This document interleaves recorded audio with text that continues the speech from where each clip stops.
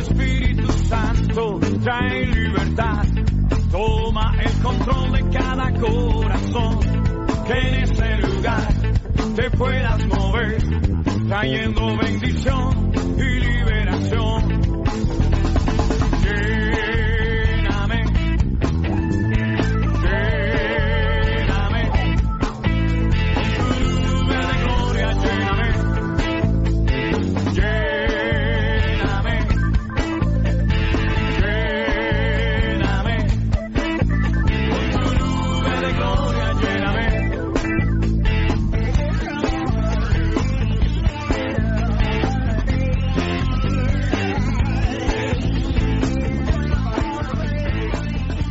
Amén. Fuerte ese aplauso a nuestro Dios. Aleluya. Toda la gloria sea para ti, Señor. Este aplauso es para el Rey de Reyes. Aleluya. Aleluya.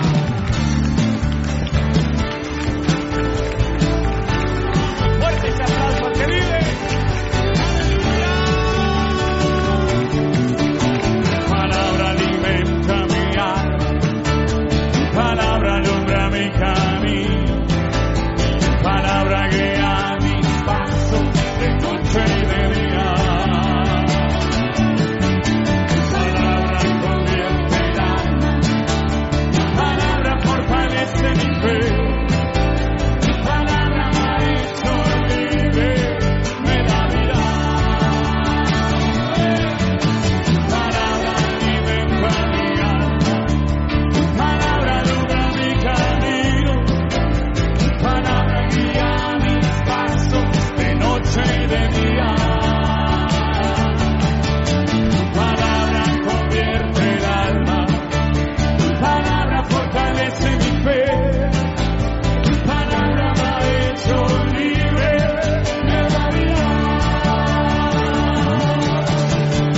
Hermosa es tu palabra, más dulce que la miel es tu palabra. Hermosa es tu palabra, más dulce que la miel es tu palabra. Tu palabra nunca pasará, tu palabra es poderosa, tu palabra llena mi vida cada día. Tu palabra me renueva, tus promesas me bendicen, tu espíritu me guía la verdad. Hermosa es tu palabra, más dulce que la miel es tu palabra. Hermosa es tu palabra, más dulce que la miel es tu palabra.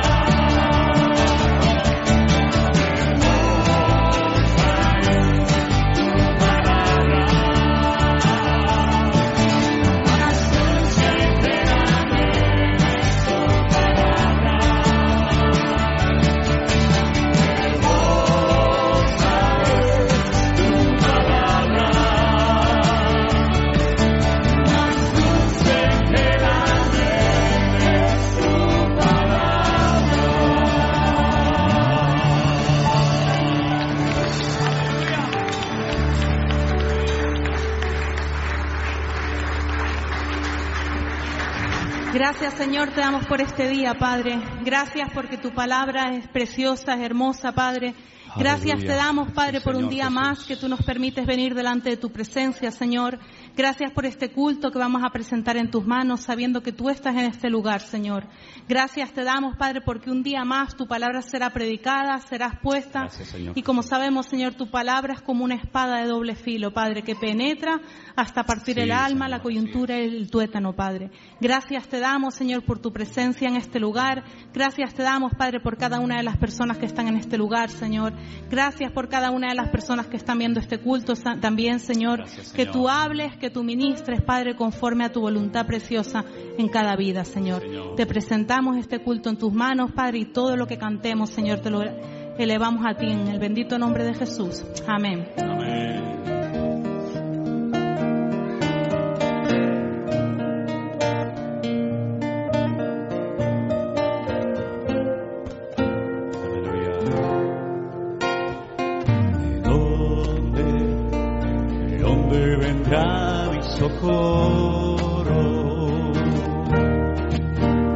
Mi socorro viene de Dios,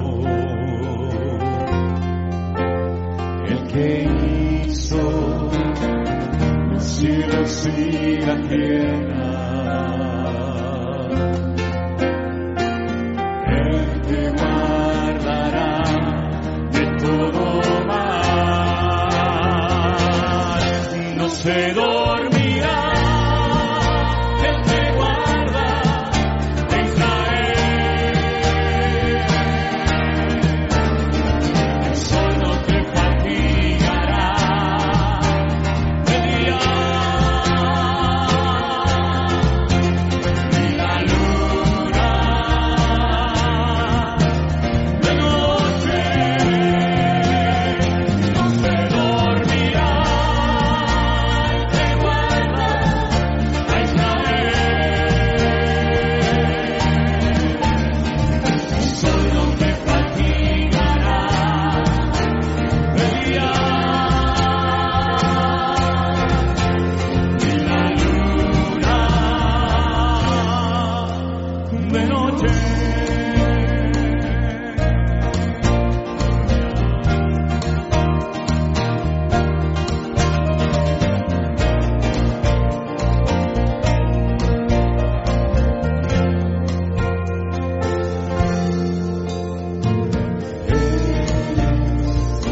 Tu guardo,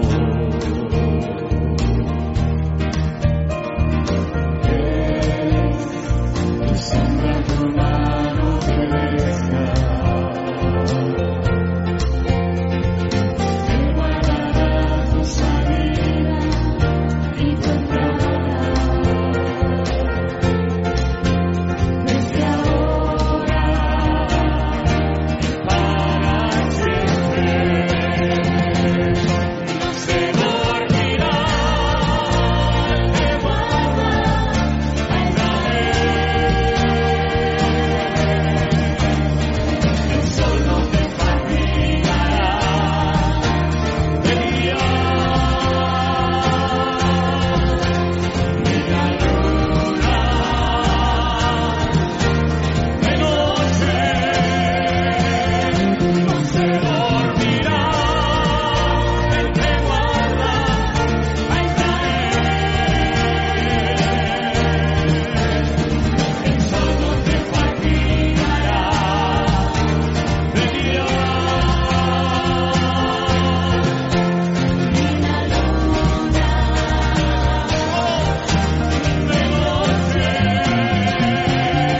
No se dormirá el que guarda a Israel, el sol no te fatigará de día, ni la luna de noche.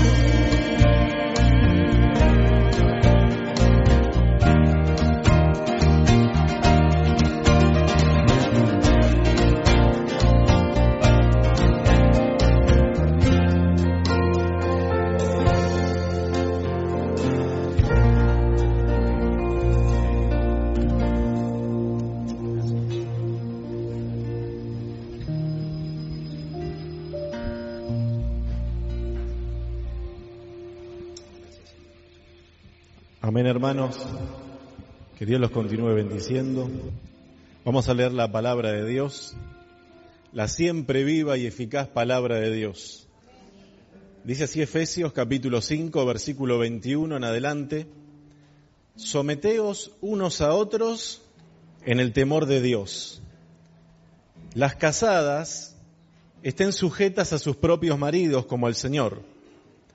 Porque el marido es cabeza de la mujer, así como Cristo es cabeza de la iglesia, la cual es su cuerpo y Él es su Salvador. Así que como la iglesia está sujeta a Cristo, así también las casadas lo estén a sus maridos en todo.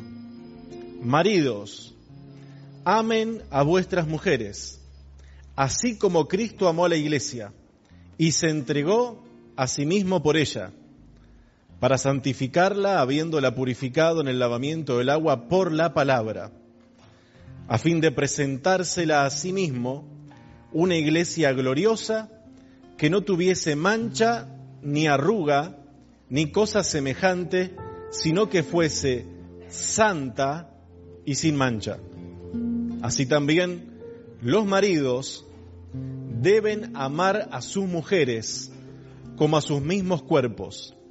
El que ama a su mujer, a sí mismo se ama, porque nadie aborreció jamás a su propia carne, sino que la sustenta y la cuida, como también Cristo a la iglesia, porque somos miembros de su cuerpo, de su carne y de sus huesos. Por esto dejará el hombre a su padre y a su madre, y se unirá a su mujer, y los dos serán una sola carne. Grande es este misterio, mas yo digo esto respecto de Cristo y de la iglesia. Oramos para agradecerle a Dios por su palabra. Señor, gracias te damos porque tus palabras son para nosotros, Señor. Gracias, Señor, porque hay gran galardón no solo en saber tu palabra, sino en guardar tu palabra. Señor, gracias te damos porque nos dejaste este manual de vida. Gracias, Señor, porque en ellas encontramos la vida eterna. Gracias, Señor, gracias porque tus palabras son santas y si nosotros las ponemos en práctica, Dios mío, tendremos un hogar bendecido bajo tu cobertura, bajo tu amparo y bajo tu abrigo. Señor, gracias te damos en el nombre de Jesús y a ti damos la gloria, el honor, la honra y toda la alabanza por siempre. Amén y amén. Gloria a ti, Jesús. Gracias, hermano. Aleluya, gracias Señor Jesús. A lo largo de la historia el mundo se ha inventado todo tipo de excusas y de disparates para desacreditar a Dios y a su palabra, ¿verdad? Pero cuanto más se metan con Dios, más grande es Él, aleluya. No importa lo que digan, no importa lo que hagan, nosotros sentimos cada día la presencia de nuestro Dios en nuestro corazón. Hay una canción muy antigua que hace tal vez mucho tiempo que no cantamos aquí en la iglesia, pero yo creo que vendría muy bien cantarla ahora. Dicen que no existes, que no eres realidad, pero estás vibrando dentro mío una vez más y obras en tu pueblo con amor y santidad, y te siento más y más. Cuando dicen amén, aleluya. Dicen que no existe, que no eres realidad, pero estás vibrando dentro mío una vez más, y obras en tu pueblo con amor y santidad, y te siento más y más. Una vez más, dígalo conmigo. Dicen que no existe, que no eres realidad, pero estás vibrando dentro mío una vez más, y obras en tu pueblo con amor y santidad, y te siento más y más. Dicen que no existe, que no eres realidad,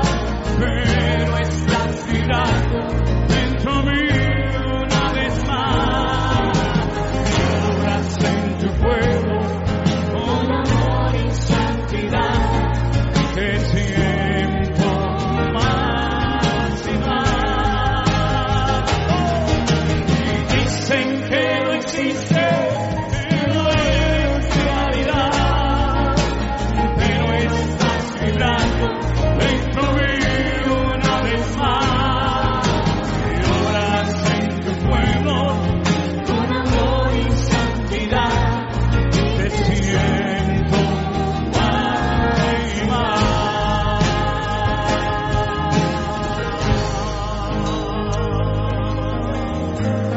Fuertes aplausos a ti, Jesús.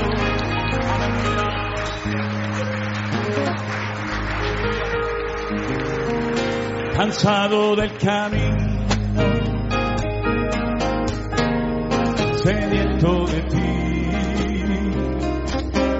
un desierto he cruzado, sin fuerzas he quedado, vengo a ti. Luché como un soldado y a veces sufrí, y ante la lucha he ganado, mi armadura desgastado, vengo a ti. Cansado del camino, sediento de ti, un desierto he cruzado, sin fuerzas he quedado, vengo a ti. Luché como un soldado y a veces sufrí, y ante la lucha he ganado, mi armadura desgastado, aleluya. Dígale conmigo ahora, fuerte. Sumérgeme en el río de tu espíritu, necesito refrescar ese seco corazón sediento de ti. Sumérgeme en el río de tu espíritu, necesito refrescar ese seco corazón sediento de ti. Cansado de sediento de ti, un desierto he cruzado, sin fuerzas he quedado, vengo a ti. Luché como un soldado y a veces sufrí, y ante la lucha he ganado, mi armadura desgastado, vengo a ti. Sumérgeme en el río de tu espíritu, necesito refrescar ese seco corazón sediento de ti. Sumérgeme en el río de tu espíritu, necesito refrescar ese seco corazón sediento de ti. Sumérgeme en el río de tu espíritu, necesito refrescar ese seco corazón sediento de ti. Sumérgeme, sumérgeme, sumérgeme, una vez más. Sumérgeme, sumérgeme,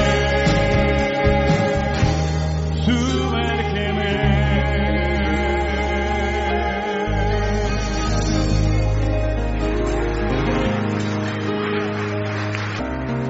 Amén.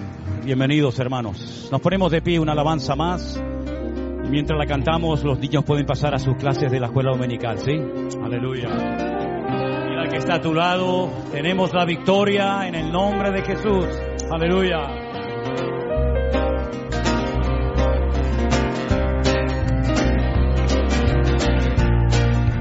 Aleluya. Esas palmas.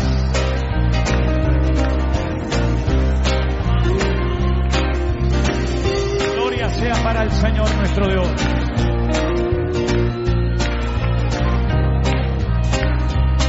Tú vienes contra mí con espada y jabalí, yo voy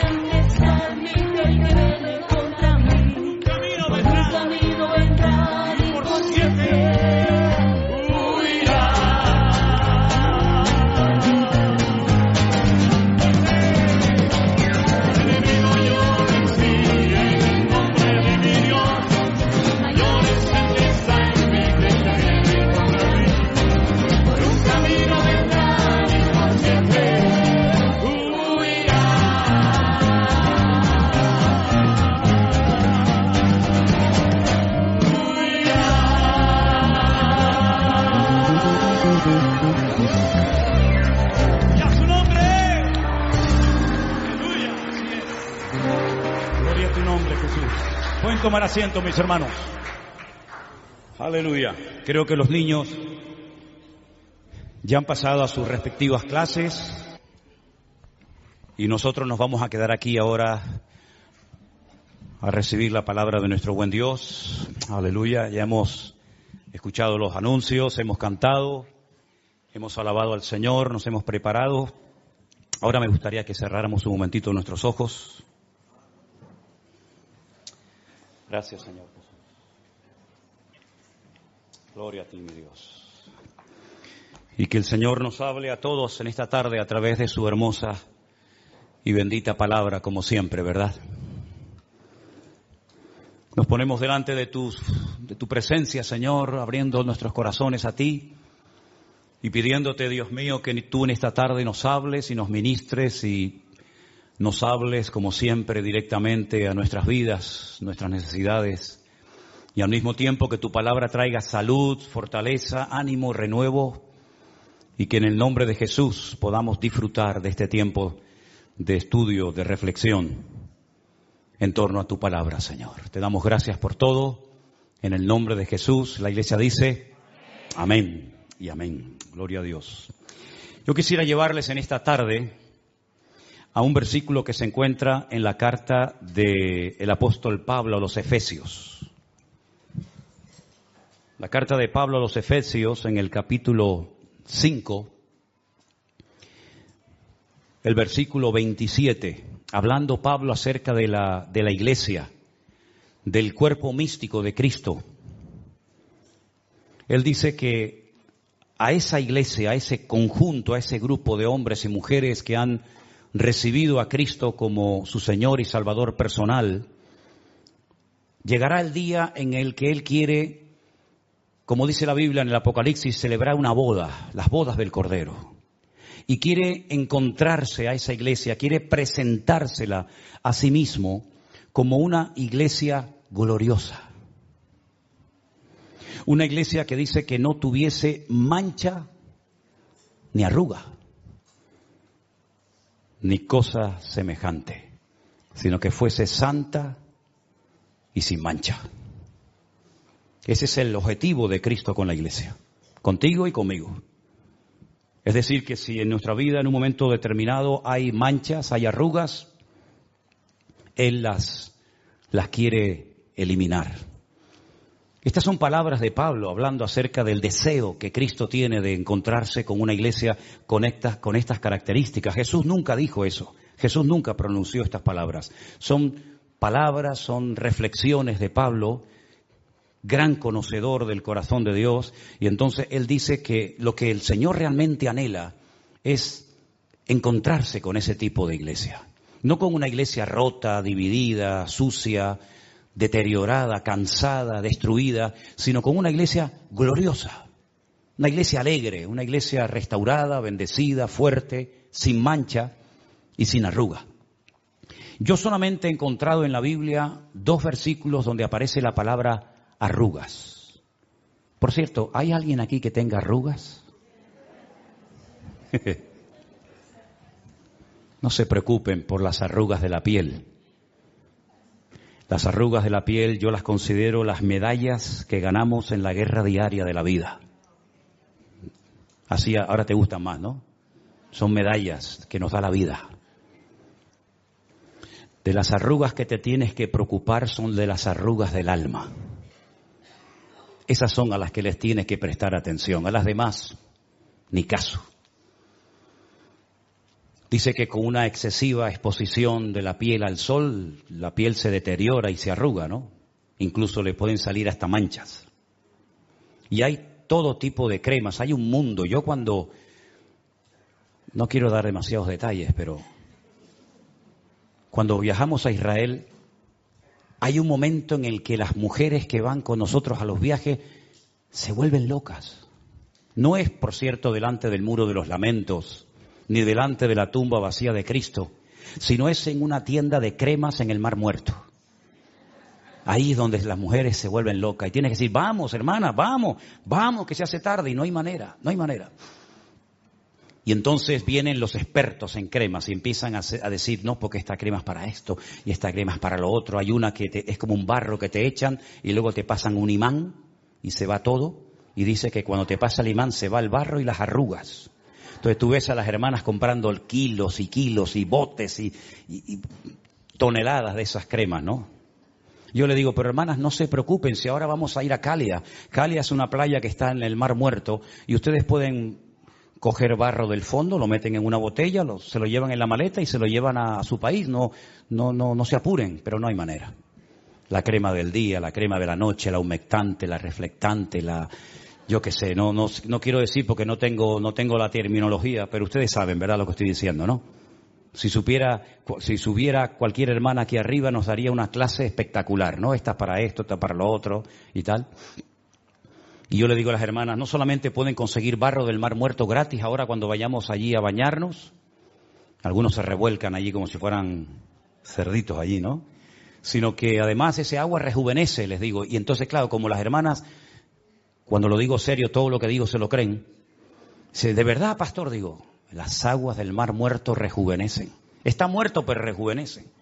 Le digo, mire hermana, una vez bajé yo de Jerusalén con un autobús lleno de mujeres, mayores, ya grandes, todas ellas. Y cuando subí a Jerusalén yo miraba para atrás, digo, pero subo con un autobús de niñas, de tanto que rejuvenecieron todas. Y una hermana salió y un poco enojada, un poco enfadada, me dice, pues pastor, yo he salido y yo no he visto ningún cambio ni ninguna. Y digo, pero es que usted necesita más de un baño, hermana. Usted necesita un par de horas ahí adentro. Así que no se enfade conmigo. Pasa que estuvo poco tiempo y el Mar Muerto le quitó 2 semanas. Pero si quiere quitarle años, usted tiene que estar ahí metida hasta el próximo viaje que volvamos, ¿no? Y también las aguas del Mar Muerto, y esto es verdad, no es broma. Le digo, a hoy se va a comprobar si lo que su marido le regaló en su día era oro o era una porquería. Porque si no es oro, en cuanto se meta ahí, las aguas del Mar Muerto destruyen todo metal que no sea oro. Entonces, ha habido enfados de hermanas que decían, mira, tú me dijiste que era oro y ahora resulta esto una verdad. Digo, bueno, mejor no se metan con nada por si acaso, ¿no? El primer versículo de la Biblia que aparece la palabra arrugas, ¿saben dónde está? En el libro de Job. Está en Job capítulo 16, verso 8. Y dice así, tú me has llenado de arrugas. Es Job hablando con Dios.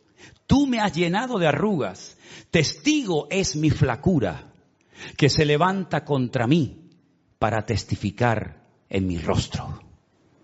Parece ser que los sufrimientos de Job produjeron en él un envejecimiento, un deterioro tan tremendo que dice que comenzaron a aparecer un montón de arrugas en su cuerpo, en su cara sobre todo, ¿verdad?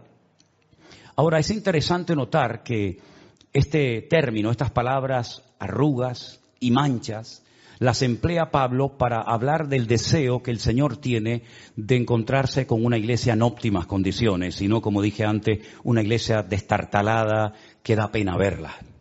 Una iglesia gloriosa, sin manchas, sin arruga, triunfante, victoriosa, en pie, firme, avanzando, ¿verdad? Eso es lo que el Señor viene a buscar a nuestras vidas. Ahora, hay elementos que para mí son muy importantes a la hora de relacionarnos con el Señor, a la hora de vivir nuestra vida cristiana. Y es, número 1, cómo yo me veo y cómo Dios me ve. Porque a veces yo me puedo ver mejor de lo que realmente estoy. Y me estoy engañando, creyendo que estoy bien, y después resulta que no estoy tan bien como yo pensaba. O culpándome constantemente porque no me veo con esa madurez, con esa santidad, con esa obediencia, con esa espiritualidad que el Señor demanda de mí. Y entonces, en vez de producir un orgullo, lo que crea es un sentimiento de culpabilidad que termina matando. Y el sentimiento de inferioridad, el sentimiento de culpabilidad, el miedo, el temor, la ignorancia, etcétera, etcétera, arrugan el alma. Después os voy a leer unas palabras Porque yo estuve durante un tiempo dando unas clases acerca de lo que es el alma, de la estructura del alma. ¿Para qué puso Dios el alma en nosotros? ¿Cómo funciona? ¿Cómo sabemos si estamos siendo impulsados por el espíritu o por el alma? ¿Verdad? Ahora, es interesante notar que, por ejemplo, cuando vemos en la palabra de Dios a la iglesia de la Odisea, la última que se menciona en la Biblia, en el libro de Apocalipsis, lo que la iglesia decía, lo que los miembros comentaban entre ellos acerca de su condición espiritual, en nada coincide con el concepto que Dios tenía de ellos. Porque ellos llegaron a decir cosas como esta, escucha, nos hemos enriquecido, no tenemos necesidad de nada. Son expresiones muy fuertes. ¿Cómo una iglesia, cómo un cristiano puede llegar a un punto de creerse, de autoengañarse, creyendo que ya no necesitas de nada, que ya eres el sello de la perfección, ¿verdad? Sin embargo, el Señor, cuando le habla a esa iglesia, lo que opinaba el Señor de ellos era completamente diferente a lo que ellos decían de sí mismos. Ellos decían, nos hemos enriquecido y de ninguna cosa tenemos necesidad. Y el Señor les dice, pobres, ciegos, desnudos, desventurados. Que no coincide ni una palabra de lo que el Señor dice de ellos a lo que ellos decían de sí mismos. Incluso a esa iglesia le pasó algo terrible, que para mí es la peor tragedia que le puede ocurrir a una iglesia, a un creyente. Y es perder la presencia del Señor y no darse cuenta. Porque es ahí donde el Señor dice, he aquí estoy a la puerta y llamo. Si alguno oye mi voz y abre la puerta, entraré a él, cenaré con él y él conmigo. Es decir, que hasta llegaron a perder la presencia del Señor y no se habían dado cuenta. Creían que no tenían necesidad de nada. Y sin embargo, lo más importante que puede tener una congregación, que es la presencia, la gloria del Señor, la habían perdido y no se habían dado cuenta. Lo mismo que le pasó a Saúl, lo mismo que le pasó a Sansón, lo mismo que le pasó en un momento puntual a José y María, cuando dice que volvían al hogar donde tenían que vivir, donde ellos estaban, y dice que el niño se les perdió. Bueno, yo creo realmente que los que se perdieron fueron ellos, porque el niño estaba donde tenían que estar ellos también. Porque la fiesta es verdad que duraba 7 días, pero cuenta la historia que los que verdaderamente amaban al Señor y los que verdaderamente querían darle más al Señor de lo que Él pedía, se quedaban un día más. Es decir, que la mayoría, la masa se iba al 7º día. Había trabajos, había animales, había ganadería, había muchas cosas, pero los que realmente amaban al Señor se quedaban un día más. Y mira por dónde José y María se fueron al 7º día. Y a los 3 días se dieron cuenta de que Jesús no estaba entre ellos. José pensaba que estaba con María, María pensaba que estaba con José, los dos se equivocaron, tienen que dar marcha atrás y el niño Jesús estaba en el templo diciendo, en los negocios de mi Padre me es necesario estar. Es decir que una cosa es lo que uno diga de sí mismo, no, yo estoy bien, yo estoy firme, yo estoy bien alineado con el Señor. Eso es lo que tú dices y otra cosa es lo que el Señor diga con nosotros. Así que lo que tenemos que averiguar siempre, asegurarnos bien, es si lo que yo pienso de mí mismo coincide con el concepto que Dios tiene de mí. Porque si no coincide, lógicamente el equivocado soy yo y no es nuestro Dios. Amén, hermanos. Ahora bien, ¿qué puedo hacer yo en un momento determinado como iglesia, como creyente a nivel individual, para evitar que manchas o arrugas se peguen a mi vida, a mi comunión con el Señor? Bueno, hay algo muy interesante de esta palabra, y es que la palabra arruga es una palabra que viene del verbo ruó en griego. La palabra en sí es rutis. Rutis en griego es arruga, pero viene del verbo ruó, que significa juntarse a algo. Algo que se adhiere, que podías haber evitado que se te pegara, pero por estar demasiado tiempo con esa persona o en ese ambiente, en ese lugar, se te ha pegado.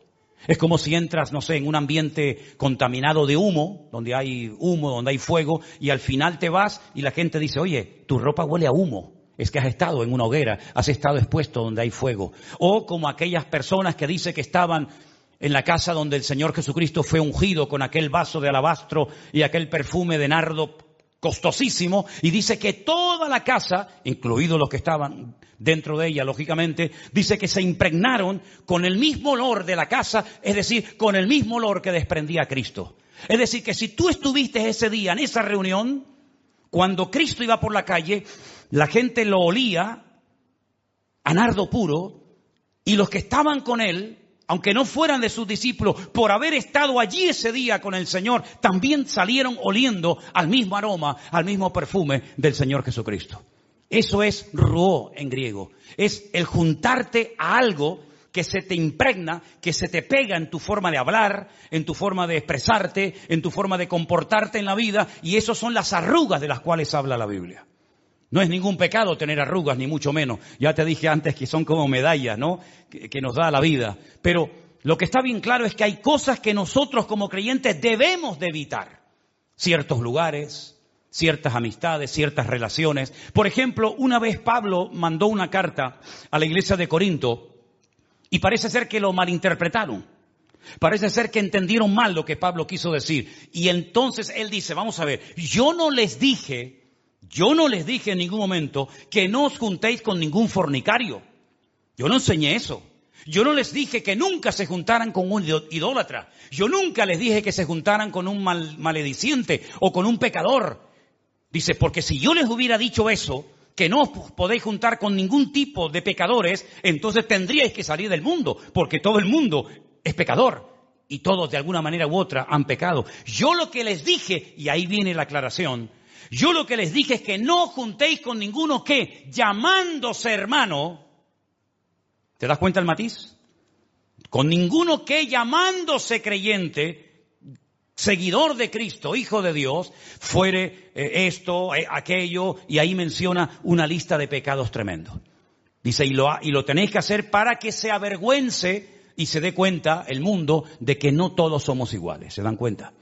Es decir, hay cosas que nosotros podemos evitar y debemos de evitarlas. Es nuestra responsabilidad personal como creyentes evitar ciertos ambientes, ciertos lugares, ciertas cosas.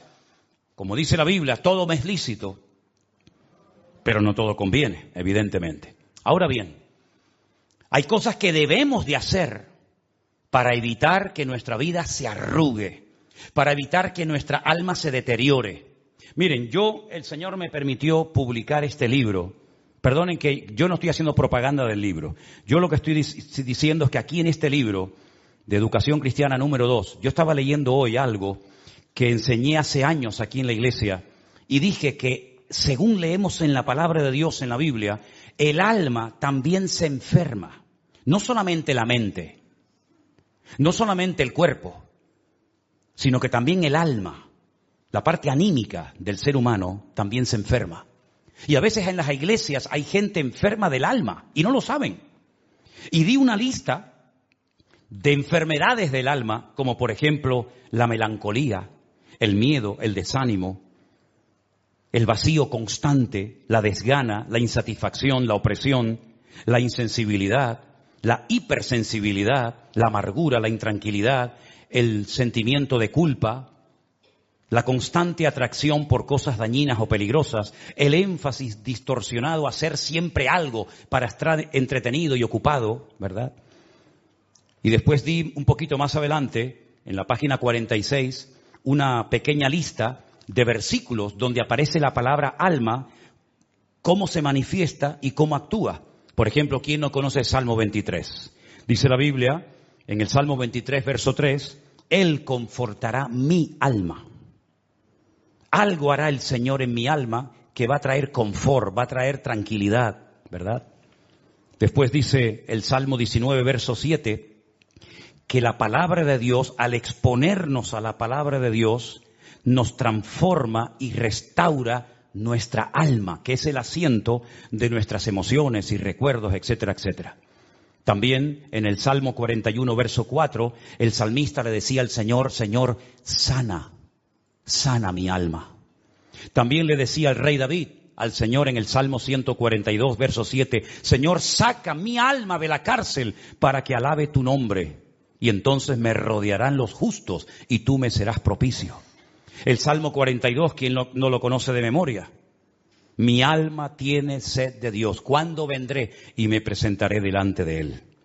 Y así podríamos hablar de docenas y docenas de textos bíblicos donde aparece el alma, sus funciones, cómo se manifiesta, cómo se arruga o se deteriora, y al mismo tiempo qué podemos hacer para que el alma sea restaurada y mi vida sea espíritu, alma y cuerpo totalmente restaurado y transformado por el poder de Dios. Una de las cosas que debemos de hacer es lo que nos dice Romanos capítulo 12, versículos 1 y 2. Versículos que sabemos prácticamente todos los creyentes de memoria y que dicen así. Así que, hermanos, os ruego por las misericordias de Dios que presentéis vuestros cuerpos en sacrificio vivo, santo, agradable a Dios, que es vuestro culto racional. Es decir, tiene que haber una entrega por mi parte. Tiene que haber una disposición de mi voluntad de rendirme al Señor como si fuera un sacrificio, pero en este caso no un sacrificio muerto como los que hicieron los israelitas durante siglos, sino un sacrificio vivo. Y entonces si hago esto, si hago lo que me indica el versículo 1, entonces podré ir al versículo 2, que también es muy interesante, que dice, no os conforméis, es decir, no haya ni un solo ápice de conformismo en vuestra vida. No os conforméis, sino transformaos por medio de la renovación de vuestro entendimiento. Ahí entra en juego la mente, para que podáis comprobar cuál sea la buena voluntad de Dios, agradable y perfecta. Si nosotros hiciéramos un esfuerzo personal por poner en práctica Romanos 12, 1 y 2 a lo largo de nuestra vida sería una maravilla. Porque estaríamos constantemente ocupados, no preocupados, sino ocupados en lo que el Señor nos demanda a todos y a cada uno que tenemos que hacer. Presentarnos delante de Dios, renovarnos espiritualmente, mentalmente. Y de esa manera iríamos comprobando paulatinamente, progresivamente, cuál es la voluntad de Dios para la vida de mis hijos, para mi trabajo, para mi matrimonio, para mi ministerio, para la iglesia. Y no estaría siempre diciendo, ¿y ahora qué hago? ¿Y voy o no voy? ¿Me callo? ¿Será que el Señor me llama? ¿Será que no me llama? Y no sé qué. Sino que si hiciéramos lo que dice ese texto, esos dos versículos, en todo momento podríamos decir, no, la voluntad de Dios es esta. ¿Y cómo lo sabes? Pues porque he hecho lo que dice la Biblia. Que cuando me dejo transformar, cuando me dejo tratar y moldear por el Señor, cuando presento mi cuerpo como sacrificio vivo, cuando renuevo mi mente, yo puedo saber en todo momento cuál es la voluntad de Dios, que dicho sea de paso, tiene las siguientes características. Es santa, agradable y perfecta. Bendito sea Dios. Simplemente, digo entre comillas, por poner en práctica esos dos versículos. Pero hay otra porción tremendamente interesante que yo quiero compartir con ustedes en esta tarde para darte material para que sepas cómo evitar las arrugas, las enfermedades de tu alma y puedas ser un cristiano victorioso todos los días de tu vida. Leamos lo que dice Filipenses capítulo 3, del versículo 12 en adelante. No que lo haya alcanzado ya, palabras de Pablo, ni que ya sea perfecto, sino que prosigo por ver si logro asir aquello para lo cual fui también asido por Cristo Jesús. Es decir, yo aún no he llegado a la meta, no he llegado, soy consciente de ello, estoy en ese proceso, estoy peleando la buena batalla, estoy tratando de acabar la carrera. Ya en Timoteo dice que ya la acabó, pero ahí estaba todavía corriendo la carrera, y dice que prosigo. Todavía estoy tratando de avanzar, de superar, de crecer, de madurar, de dejar cosas, etcétera, etcétera. Incluso, como material para añadir un poco más, Pablo llega a decir en otra carta, pero que es complementaria con esto, que había cosas que él hacía que no quería hacer. Y también dice que había cosas que hacía que no quería hacer y cosas que no hacía que quería hacer. Y entonces dice, pero esto, ¿qué me está pasando? Hay algo que me está dominando por dentro. Es la ley del pecado. ¿Quién me librará de este cuerpo de muerte? Él está poniendo su corazón encima de la mesa como apóstol. Él no finge, él no aparenta ser un Superman, un superhombre, sino que él dice, hermano, miserable de mí, ¿quién me librará de este cuerpo de muerte? Pero termina diciendo, pero ninguna condenación hay para los que están en Cristo Jesús, los que no andan conforme a la carne, sino conforme al Espíritu. Así que vemos ahí el deseo de Pablo de poder alcanzar aquello para lo cual un día el Señor lo alcanzó a él. Y dice, qué interesante el siguiente texto: hermanos, yo mismo no pretendo haberlo ya alcanzado, pero una cosa hago. Vamos a ver qué hacía este hombre. Porque si él lo hacía, yo creo que también es bueno que nosotros lo hagamos. Él lo que hacía era olvidando ciertamente lo que queda atrás. Pasando página del pasado. No viviendo en el pasado, condicionando mi presente e hipotecando mi futuro. Olvidando ciertamente lo que queda atrás. No soy un esclavo de mi pasado, sino que lo olvido. Y dice, extendiéndome a lo que está delante. Hay personas, aunque sean creyentes, personas que incluso pudieron ser criadas en el Evangelio, que están siempre hablando de su pasado. Algo hicieron, saben que lo hicieron mal, algún pecado que cometieron, algún desliz que tuvieron, en fin, lo que sea, y están como con una herida abierta constante y permanentemente. Y no pasan la página, no superan el pasado. Por eso su presente es catastrófico. Por eso su presente es un desastre. No se gozan. Están en el culto, están bien, salen de la iglesia y se les va la bendición. Es como si le pincharan un globo y se va todo lo que tienen, todo lo que han podido recibir en una reunión, en un culto. ¿Por qué? Porque son víctimas, son esclavos de su pasado. Y Pablo dice, yo lo que hago es olvidar mi pasado. Bueno, y si queremos ir más allá en esta idea, el creyente no tiene pasado. Amén, hermanos. Porque dice la Biblia que las cosas viejas pasaron. Y aquí todo es hecho nuevo. El que está en Cristo, cuidado, El que no está en Cristo. Pero el que está en Cristo es nueva criatura. Es una nueva criatura, es una nueva creación. Y las cosas viejas pasaron. Y aquí todo es hecho nuevo. ¿Hay algún versículo más? El siguiente. Prosigo a la meta, al premio del supremo llamamiento de Dios en Cristo Jesús. Es decir, allí delante hay un premio. Allí delante hay un galardón. Aquí no lo tengo. Voy corriendo, voy avanzando, pero si yo me paro, lo pierdo, porque no es cuestión de correr una temporada. No es cuestión de estar bien un tiempo. Bueno, si usted ha corrido, si usted ha dejado el pecado, si usted ha dejado su mala vida, bautizándose, incluso dando testimonio y ejemplo, de una forma representativa, simbólica, de que usted ha superado su pasado o quiere superar su pasado, estupendo, genial. Pero no sea como Abraham. Hace poquito hablábamos de él, ¿se acuerdan? Dice la Biblia que Dios le dijo a Abraham, sal de tu tierra y de tu parentela a la tierra que yo te mostraré. Hermano, más claro agua. No hay que saber ni arameo, ni griego, ni hebreo para entender este mandato. Sal de tu tierra y de tu parentela a la tierra que yo te mostraré. Ya está, esto lo entiende cualquiera, aunque lleve 2 días en el Evangelio. Sale de su tierra, pero no cumple la otra parte. Sale con su padre, sale con su hermano, sale con su sobrino. Es decir, pero esto no es lo que yo te dije, Abraham. Yo te dije que salieras tú solo con tu mujer, pero no con todo este séquito, no con toda esta gente. Bueno, comienzan a avanzar, llegan a un lugar llamado Harán, ¿se acuerdan? Mitad de camino. Entre Ur y Canaán, la mitad se llama Harán. Pero es que ese lugar no se llamaba Harán. Harán era un hermano de Abraham que murió en Ur de los Caldeos, ¿se acuerdan? Era Nacor, Harán y Abraham. Nacor sale con su padre Taré, con su hermano Abraham, pero Harán se muere. Y entonces llega el padre y no sé lo que le pasó, le entró nostalgia, víctima del pasado, el dolor, la herida de haber perdido un hijo. Seguramente diría, ay, cómo me gustaría que alrededor de esta fogata, alrededor de este fuego, escuchara esta conversación mirando a las estrellas y viendo cómo el Señor ha creado todo. Cómo me gustaría que estuviera mi hijo Harán. Qué bonito sería que Harán estuviera con ustedes también. Sí, es muy bonito, pero Harán ya murió, papá. Ya no está entre nosotros. Harán murió. Lo dejamos en Ur de los Caldeos. Bueno, pues entonces, como no me lo pude llevar, sino que dice que lo enterró allí, a esta tierra, a este territorio, para recordar siempre a mi niño, a mi hijo, lo voy a llamar Harán. Y dice que en Harán llegaron y se quedaron.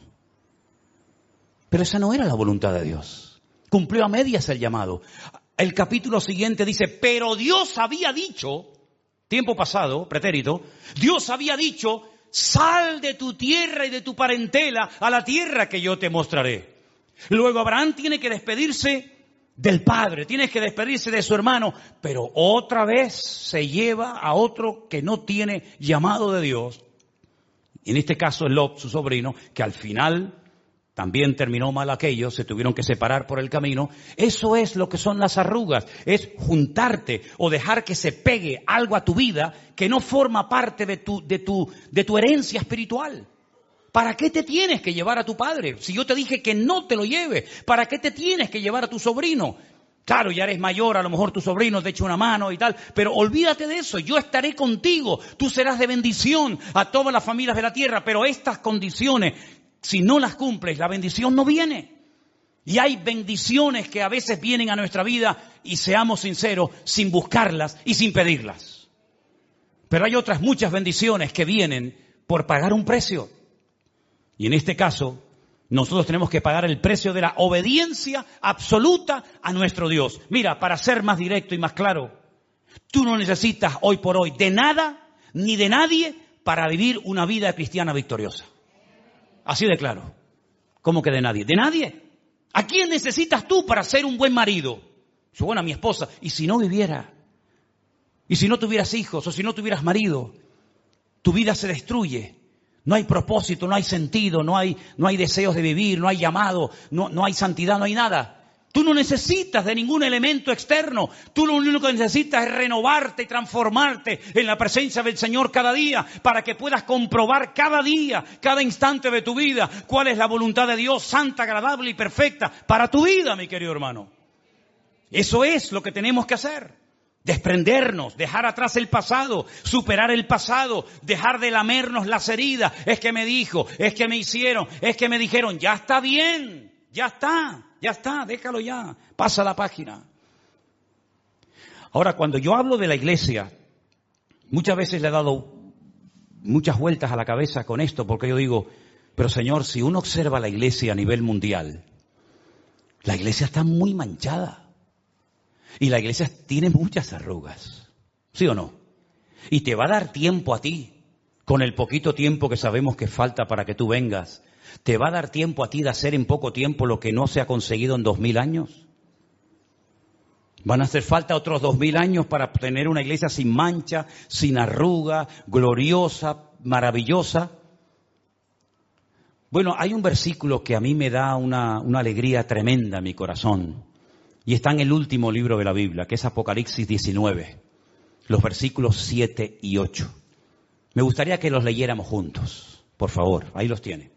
Vamos, gocémonos y alegrémonos y démosle gloria, porque han llegado las bodas del Cordero y su esposa se ha preparado. Y a ella se le ha concedido que se vista de lino fino, limpio y resplandeciente, porque, sigan, el lino fino son las acciones justas de los santos. Como el Señor sabe cómo va a terminar todo esto, tú y yo no lo sabemos. No sabemos el futuro. El único que sabe y conoce perfectamente el futuro es el Señor.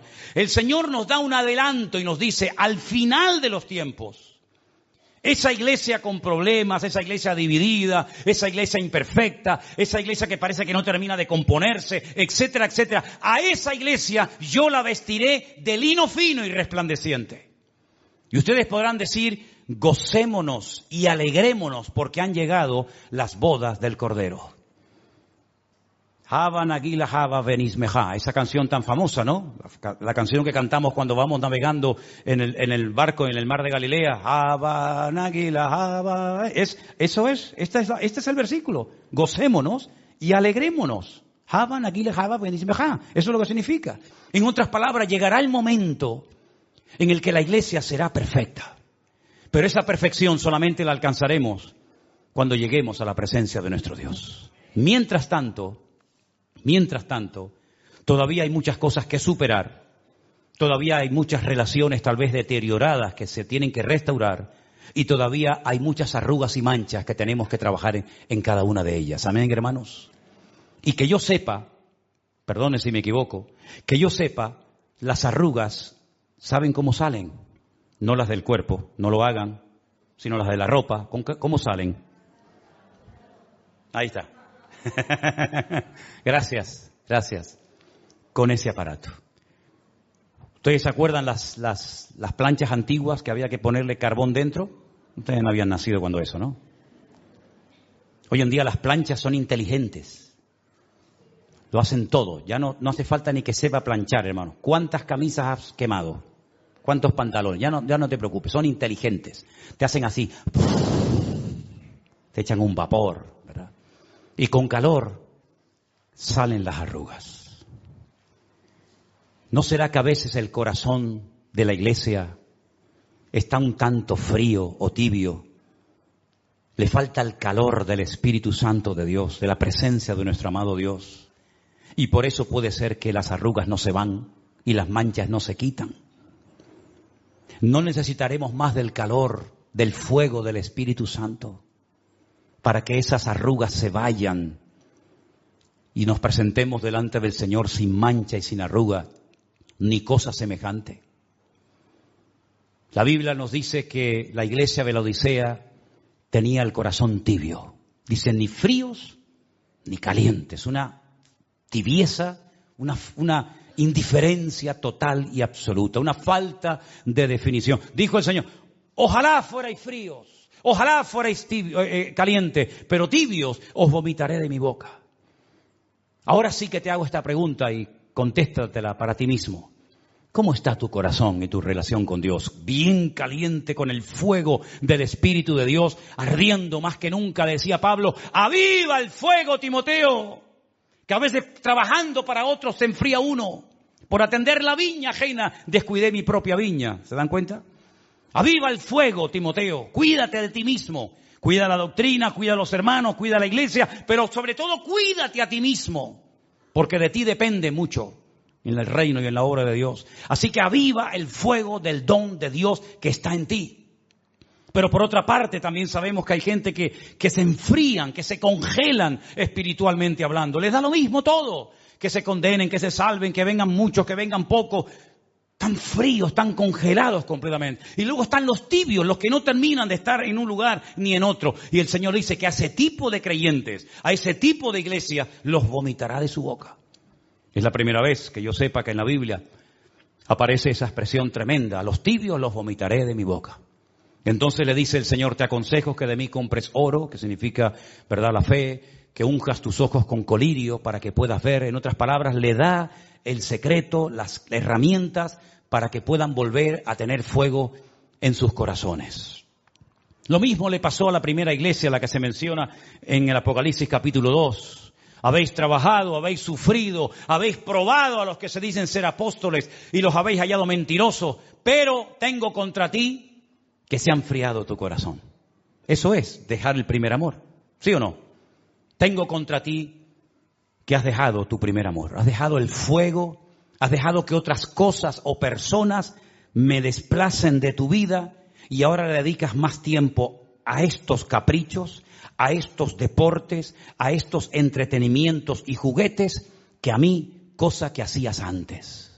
Y sin darte cuenta te has ido enredando, no dándole importancia a las horas que pasas ahí delante de una pantalla o sabe Dios qué, no te has dado cuenta de que yo ya no soy lo primero en tu vida.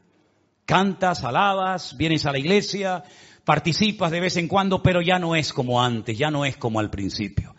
Y entonces el Señor le ordena, le exhorta, sacude a la iglesia de la Odisea para que vuelva otra vez a recuperar. Dice, y si no, quitaré tu candelero, es decir, quitaré tu luz y se la daré a otros. Hay una parábola muy interesante, es la última, de todas las parábolas de Cristo, la última que enseñó fue la de las 10 vírgenes. 10, las 10 fueron a esperar al esposo. Así era la costumbre en aquella época, ¿verdad?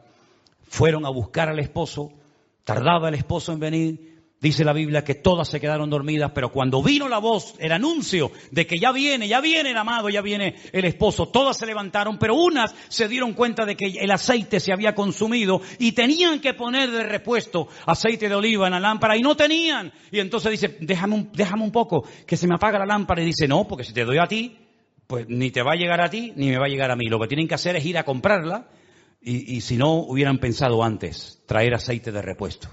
Y dice que cuando fueron y a la vuelta ya se cerró la puerta y fue demasiado tarde. En la vida hay un tiempo para cada cosa. Hay un tiempo para ser padres, hay un tiempo para ser jóvenes, para ser niños, para ser adolescentes. Pablo dice cuando era niño, hablaba como un niño, pensaba como un niño, juzgaba, pero ya no soy un niño, ya soy un hombre. Entonces ya la voz me ha cambiado, mis deseos, mis gustos, mi forma de hablar, mi forma de comportarme. El niño es capaz de estar llorando y a los 5 minutos está riendo, o viceversa. El hombre tiene otra consistencia, otra madurez, otra espiritualidad, otro vocabulario, ¿verdad? Otro léxico, tiene una madurez, porque ya, oye, pues la vida te va cambiando, ya no es lo mismo como ve la vida con un hombre de 60 años, que un chico de 20 años, que un chico de 14, que un niño de 8 o que un niño de 4. ¿Verdad? La vida nos va cambiando y uno mismo también va cambiando. Espiritualmente hablando, ¿en qué etapa de tu vida te encuentras? Hay una etapa para ser padres. Y si no aprovechas esa etapa, pues hijo, ya está. Y hay una etapa para hacer una serie de cosas en la vida.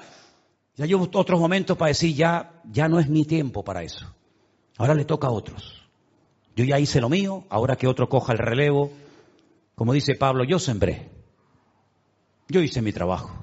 Oye, ven, riega lo que yo he sembrado y que el crecimiento lo dé el Señor. ¿En qué etapa de tu vida te encuentras? ¿Te estás renovando? Yo siempre he dicho y termino que lo que yo soy, yo tengo que plasmarlo en otro. Yo cuando me muera tengo que dejar pastores. Si yo cuando me muera o cuando no esté en este mundo, yo no he dejado pastores, he cometido el peor error de mi vida. Yo siempre pongo el ejemplo de una iglesia evangélica de aquí, de esta ciudad de Santa Cruz de Tenerife, donde el pastor estuvo más de 40 años al frente de esa iglesia. Y algunos saben de lo que estoy hablando. Más de 40 años al frente de esa iglesia como pastor principal. Cuando este hermano murió,